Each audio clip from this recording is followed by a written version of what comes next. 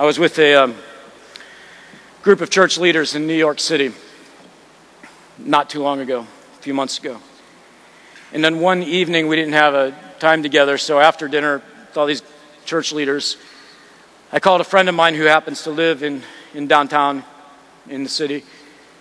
This friend of mine happens to be openly homosexual. And I called him, I said, hey man, let's you want to get together for coffee? And so we did. It's like 9 o'clock at night. He took me to his favorite bookstore in the city, and we browsed around, had a lot of conversation, walked around the city. About 11 o'clock, we're back at Starbucks across the street from where I'm staying at my hotel, and I looked at him. We're standing outside. I said, man, I got to go. I got a big day tomorrow. And I said to him, I said, look, man, I don't know what to do with your sexuality, but I want you to know that I love you enough to die for you. He started crying. And he said, that's enough. That's enough. Now, some of you don't know what to do with that, and I'm not sure I know what to do with that either, except I know this. If God's for all the people of the world, who am I for? Now, I'm not for homosexuality, but because my God is for homosexuals, I am for homosexuals. Okay?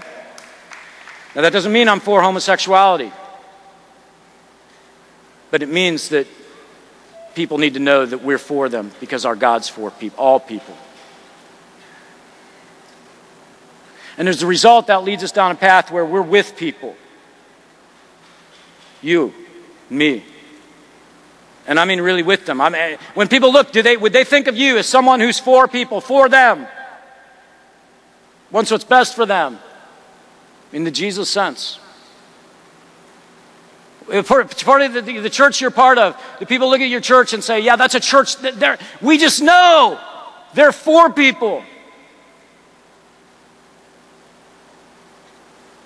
We got a big church sign out in front of our church. You know, a lot of us do that. And I put out there on our sign, God loves divorced people. I do that about once a year. It's always fascinating, the calls we get. Christians from the churches down the road are calling, like going, how can you put God loves divorced people? And I'm like, what do you want me to do? Put God hates divorced people? My God's for divorced people. He hates divorce, but he's for divorced people.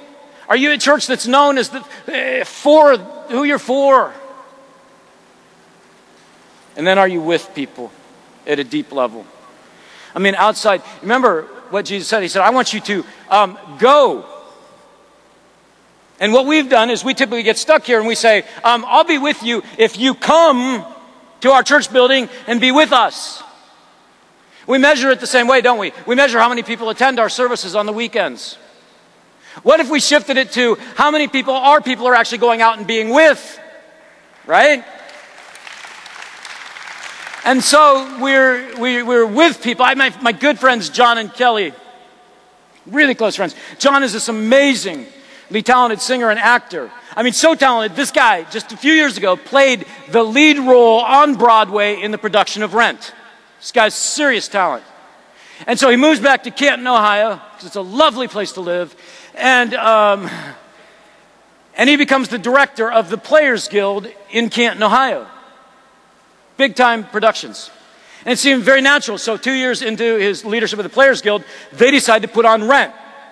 Very natural thing to do, which was all great and everything until some of the Christians in our community, see, John and Kelly are partners at River Tree, until some of the Christians in our community, they know John and Kelly are good friends of my wife and I. They found out about Rent and that it's all about these other lifestyles and drug addiction and AIDS. And so they come to me and they say, Greg, you need to talk to John and Kelly. This is inappropriate that Christians would be involved in that artistic community in the production of Rent. Being with those people.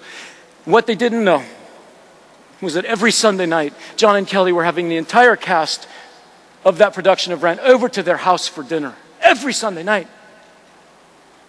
What they didn't know is that the musical Rent actually has incredible qualities of redemption in it. What they didn't know, I believe, is that's exactly who Jesus would be spending his time with, is the people in the cast of Rent. And what I watched was just a couple of weeks ago, John calls me and he says, Greg, you're not going to believe this. He said, one of the guys in the cast of Rent called me last night at 10 o'clock. He was reading his Bible. He called me and said, John, I've just given my life to Jesus. Would you baptize me? And John took him to the lake and baptized him. Thank God.